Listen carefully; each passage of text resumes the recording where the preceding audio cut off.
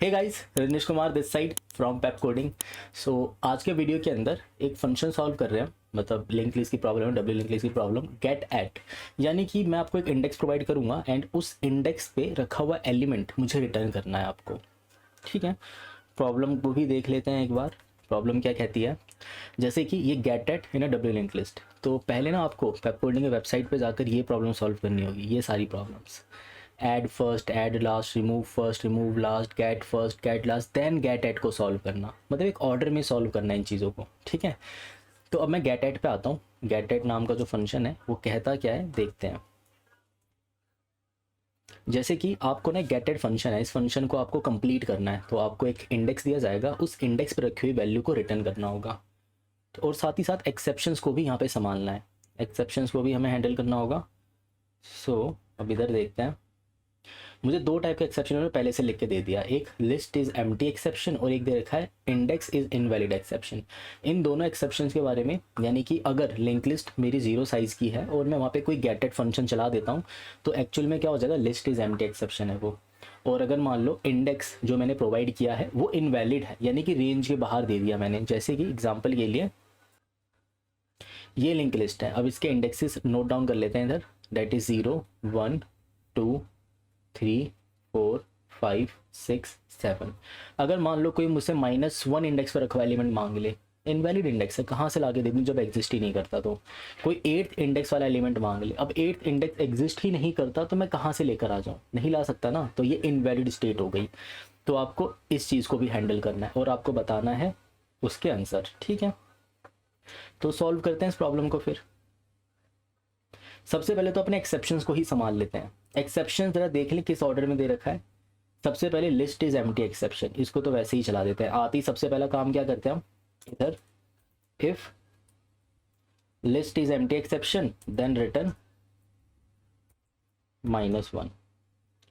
और यहाँ पर if index is invalid exception, अगर इंडेक्स इनवैलिड है तो इस टाइम पे किस टाइप का एक्सेप्शन आएगा, उसमें आपको इंडेक्स प्रोवाइड करना है, लेफ्ट रेंज प्रोवाइड करनी है, राइट रेंज प्रोवाइड करनी है, मतलब किस रेंज के अंदर इंडेक्स वैलिड रहेगा और किस रेंज के बाहर इंडेक्स इनवैलिड है। जैसे कि लेफ्ट रेंज से छोटी वैल्यू पास कर दी, यानी कि 0 से कोई छोटी वैल्यू पास करोगे तो आप बोलोगे ऐसा कि ये तो इंडेक्स हम गलत जगह पे जा रहे हैं, index out of bound exception हो गया, इंडेक्स इज इनवैलिड। और अगर मान लो इंडेक्स राइट रेंज के बियॉन्ड जा रहा है, जैसे कि 8 पास कर दिया तो 7 के बियॉन्ड जा रहा है तो वो भी इनवैलिड है। ठीक है, लेफ्ट राइट रेंज पास करना होगा यहाँ पर, यानी कि मुझे यहाँ पर एल्स इफ के साथ क्या लिख देना चाहिए, इंडेक्स इज इनवैलिड एक्सेप्शन। साथ ही साथ मुझे इसको अपना इंडेक्स प्रोवाइड करना होगा। और लेफ्ट रेंज क्या रहेगी मेरे लिए 0, राइट रेंज क्या रहेगी, इस लिंक लिस्ट का साइज है 8, 8 -1 यानी कि 7, यानी कि लास्ट इंडेक्स जो हो सकता है इसका वो हो सकता है दिस डॉट साइज -1, ये इसका राइट रेंज हो गया। और इस सिनेरियो में भी हम रिटर्न क्या करेंगे यहाँ से -1, तो हमने यहाँ से -1 रिटर्न कर दिया। ओके ठीक है, चीज़ें हमारी हैंडल्ड है। अब इधर आते हैं, अब देखिए हम इधर पहुंचे। अब कोई इंडेक्स दे दिया जाए, जैसे कि 0 इंडेक्स दे दे या 7th इंडेक्स दे दे, या मुझे कोई 4th इंडेक्स निकालने को बोल दिया जाए, तो कैसे निकालेंगे। मैं आते ही क्या करता हूँ, वाइल लूप को रन करता हूँ। मेरे इंडेक्स की वैल्यू मान लेते हैं 5 है और मुझे 5th इंडेक्स वाला एलिमेंट लेकर आना है। ठीक है, तो मैं अपना करंट रखता हूँ यहाँ पर, मैं अपने करंट की वैल्यू को यहाँ पे प्लेस करता हूँ और चेक करता हूँ इज 5। एक वाइल लूप लिख रहा हूँ मैं यहाँ पे, एक ऐसा वाइल लूप लिख रहा हूँ कि इंडेक्स ना -0 जब तक ये वैल्यू बड़ी है। जैसे कि यहाँ पे क्या करेंगे, चेक लगाएंगे क्या 5 0 से बड़ा है, और साथ ही साथ इंडेक्स को कम करते रहेंगे। क्या 5 0 से बड़ा है, हाँ बड़ा तो है, करंट को आगे शिफ्ट कर दो, फिर इस वैल्यू को कम कर दो। क्या 4 0 से बड़ा है, हाँ जी बड़ा है, करंट को आगे करो, इसको कम कर दीजिए।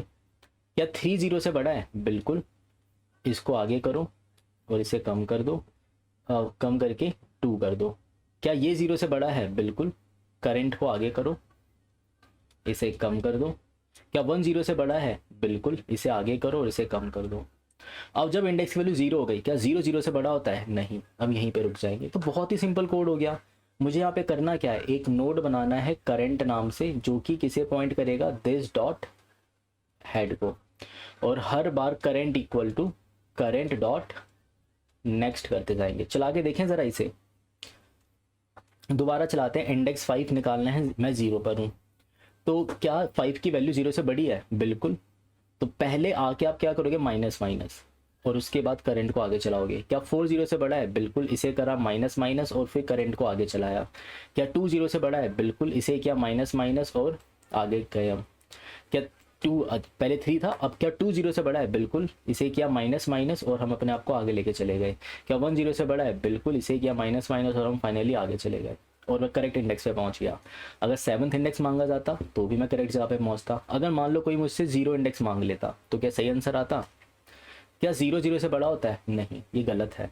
तो क्या होगा? करंट आपका यहीं रह गया, तो बिल्कुल 0 इंडेक्स मुझे मिल गया।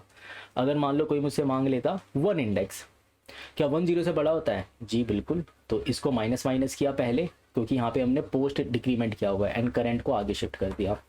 ठीक है, तो बहुत ईजी प्रॉब्लम लग रही है, यानी कि बहुत ही ईजी सा कोड है। मैं एक अलग से फंक्शन बना लेता हूँ, that name is private node get node at करके एक फंक्शन बनाया, और इसके पास एक इंडेक्स आएगा।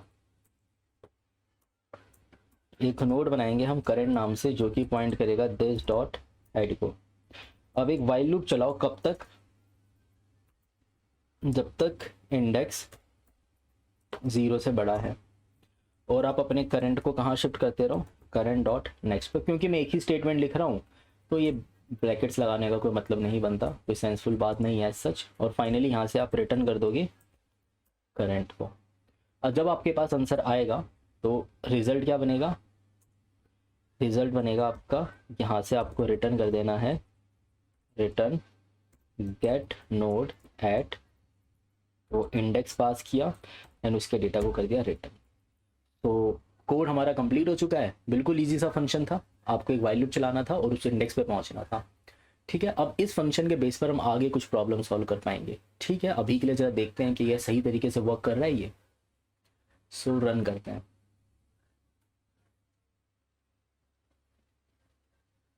ठीक है, बिल्कुल सही तरीके से वर्क कर रहा है, और इसको सबमिट करके देख लेते हैं। मतलब हमारा कोड कंपाइल तो सही तरीके से हो रहा है, सबमिट होगा नहीं होगा अलग बात है। हाँ जी, सबमिट भी होगा हमारा कोड। तो ये था वो प्रॉब्लम गेट एट, जिसके अंदर आपको गिवन इंडेक्स होगा, साथ ही साथ 2 एक्सेप्शन संभाल लेते हैं, लिस्ट इज एम्प्टी एक्सेप्शन और एक index is invalid exception. Index is invalid exception हमने पहले ही लिखा हुआ था आपके लिए, ताकि ईजी रहे हमें कोड करना। तो इंडेक्स इनवैलिड एक्सेप्शन हमने पहले ही लिख रखा था, जिसमें ट्रू फॉल्स, अगर एक्सेप्शन आता है तो ट्रू, नहीं तो फॉल्स। सो आई होप आपको वीडियो अच्छा लगा होगा। तो वीडियो को लाइक कर देना, अगर चैनल पे पहली बार आए हो तो चैनल को सब्सक्राइब करना मत भूलना, साथ ही साथ बेल आइकन को प्रेस कर देना। मिलते हैं नेक्स्ट वीडियो में।